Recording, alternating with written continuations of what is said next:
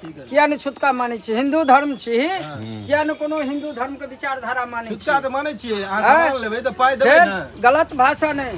आग पानी लो पाथर दूध गाय गंगा कोई वस्तु छुआछूत नहीं होय छे। दुनिया में गंगा सुन, दुनिया में गंगा जमुना सरस्वती नदी में दुनिया का सब कचरा फेकल जाय छे। भारत सरकार प्रधानमंत्री तक गवाह छे, सबटा प्रधानमंत्री सफाई करबै छे। किया गंगा जल ढार के शुद्ध करै छे? हमरा जे पाई अहाँ नहीं देबै न तब छुआछूत होय छे। हमरा पाई दे देबै, अहाँ तो छुआछूत नहीं होय छे।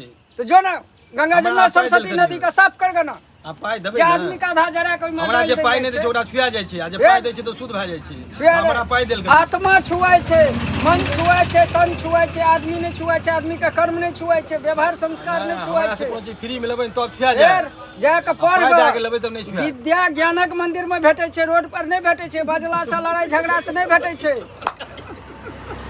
पाई देल करियो हमरा तब नहीं छुआ जात, बिना फ्री में खेबै न तब छुआ जात। आ ई भाषा जे दिन तोरा अपना घर पर काज भेलो तै दिन